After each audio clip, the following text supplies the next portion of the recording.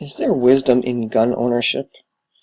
I live in Canada, and everybody looks at the US, and they have guns here, there, and everywhere, and the guns are apparently the problem of all violence and shootings in the US.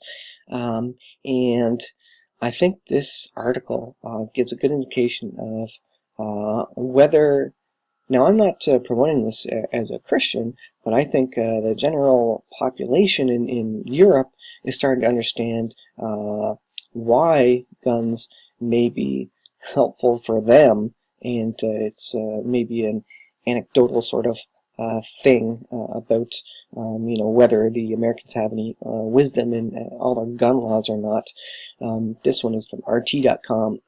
Austrians snapping up shotguns as thousands of Mideast refugees enter country. Now, I'll just read a tiny bit of it, and then I'll just give you my thoughts on it. Handguns and rifle sales are spiking in Austria, with some shops reporting they are running out of stocks of shotguns since no license is needed to buy them. Yes, I can confirm the demand in Austria for weapons is growing. My revenue doubled in September, and in October it has doubled again.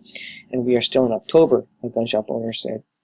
In the past, I had one appointment a week with the weapon license training with 1 or 2 people. Now I have a fixed second event with 6 to 10 people attending. Most of the people who came to me in the last week for a consultation or to buy a weapon are telling me, and I always ask them, that the reason for buying is the current situation in Austria. Now, it goes on, up to 8,000 migrants cross the border every day, with authorities saying the number could soon rise to 12,000. Austrians seem to be getting nervous. They have bought 70,000 guns in this year alone. In a country with an estimated population of 8.5 million, there are currently about 900,000 privately owned guns. Now, I've spoken about the fences that these countries have started putting up, and I was relating it to the apartheid apparent state of Israel, where people think it's a crime to separate people of different races and all this thing. And well, I would agree that we shouldn't be separating people. I think Europe is starting to recognize the current state of affairs with the migrants who are moving in en masse, and have no money. They're desperate, and they're moving into Germany, for example, and overwhelming the police for one, and also the some of the Islamic immigrants are killing Christian immigrants in immigrant camps, and these countries are starting to see just a flow and an increase in violence as just tens of thousands of people flow into the countries. And the Austrians are now recognize that maybe a no-gun policy is not so safe for their family. Again, the Christian question is out there. Should we be worried about our lives? Should a Christian man defend his household? I mean, that's a whole topic of its own. Should we be all willing to die for Christ? And I think, at least ideologically, we should be all willing to absolutely die for Christ in the face of that. But is there a space for self-defense for Christians and for anybody? And that's a broad topic, and I'm not going to get there right now. But I think the general U.S. argument of the people, at least, is that what is it? Their constitutional right to bear arms. I forget what amendment or constitutional whatever line item it is. I'm not American, so I don't know. But I can certainly see where it's coming from. If you are armed, then you have the ability as citizens to defend against criminals and other people who may be trying to harm you or on your land or something, or trespassing illegally. And it is illegal to trespass, obviously. There's laws against it. It's obviously illegal to kill somebody or to steal from them. So to have a method to defend yourself as a citizen, I kind of get where that's coming from, and I get the American idea of having guns on your person so that you can defend yourself and your property as needed. And certainly the European countries are getting this idea.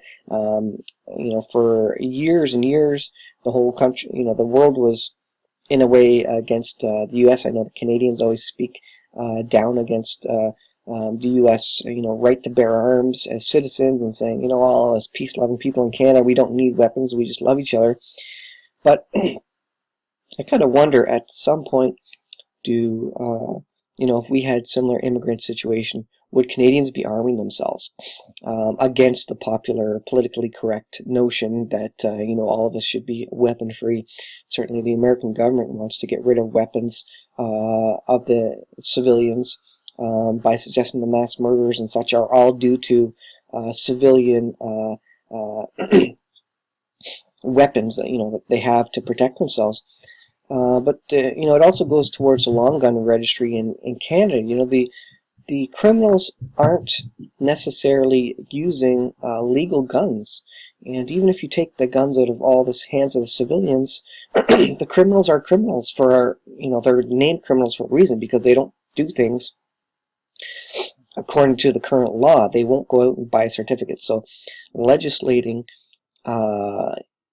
things like putting the laws into effect where you have to have a certificate to own a gun, well, sure, that's all well and good for the law-abiding citizen. The criminals are just that. They're criminals because they do not respect the law. So they will find guns no matter what, and they're not going to go and get a certificate, and they're not going to give the government their address. They're not going to tell the government where they are or where they got the weapons. That's just the whole point of being a criminal. They don't do these things. So having long gun registries and these sorts of things, it doesn't make any sense. And if you're going to have a registry, why not have a short gun registry, i.e. a pistol registry? But even then, again, the criminals are going to get weapons. They're not going to go register their weapons. So it's ridiculous to think that. I do agree with Albertans, and Western people, that it doesn't make a lot of sense to go and register these things, because it's not the law-abiding citizens that are causing the crimes usually, and so having registries won't help the police solve these crimes. The criminals get their weapons illegally. Like I say, that's the whole point of being a criminal, is that you get around laws and you disregard the laws effectively. So and I'm going to do an article about the fences that are going up. There was an article recently that Israel's leaders was actually telling Jewish folk to go ahead and arm themselves to protect themselves against knife-wielding Palestinians and terrorists that are coming after them. So I think the world is getting to know that, starting to understand that in this day and time, maybe citizens need to be armed themselves or trained. The screen went black there. Maybe citizens need to be armed and trained to defend themselves, because the police can't be everywhere. And in this changing world where there's more and more terrorists everywhere, willing to do some criminal act and to even kill people like they are in Europe with the migrants moving, whatever their reason is, they're desperate, they're hungry, or maybe they're just plain criminals. It doesn't matter what the reason is. Generally, as citizens have a way to defend themselves, then that theft and criminal activity will decrease. And I think there are studies showing that in the U.S., for example, that crime decreases if everybody has a gun. Then an individual person is less apt to use it, recognizing that if they use their gun, they're probably going to get shot by someone else's gun, a law-abiding citizen who is defending them or someone else. And they're certainly going that way. In Israel, they recognize that the need to carry weapons is something that will basically keep them alive. And now in Europe, they're recognizing that. So I wonder if the Canadians' opinion will change.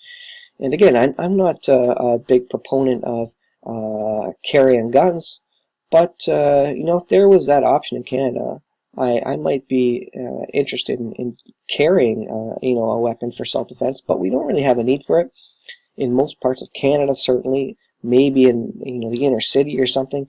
But even then, the crime is still relatively low in Canada, and we don't necessarily need it, so we don't have trouble. Usually the police can handle it, and there's not that too many criminals who are going to go out there and just kill me for for whatever reason. So I don't feel defenseless without a gun. Certainly the police are are near enough by here in Canada to generally deal with those situations.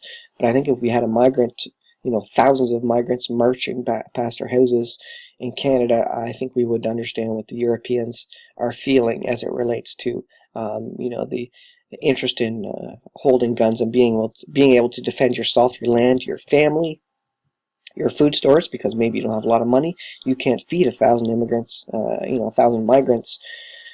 So defending that, and these people are desperate, so they're going to do whatever it takes to get it. They're going to push you out of their way if you don't have some way to defend yourself.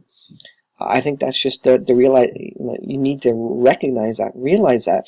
There's no sugar-coated way to say it. These are desperate people who need help for sure, but likely in these countries they need the military assisting to control people until you can get everybody to a state of being fed, so that they're not just driving off animal instincts to get food for their kids or something like that, and that would decrease the need for carrying weapons for the civilians and that sort of thing. But it's just it's the way our world is going. The world's getting more dangerous, and we're seeing it in Europe as people buy guns, and gun purchases are up in the U.S. And I gotta say, it does change my opinion a little bit.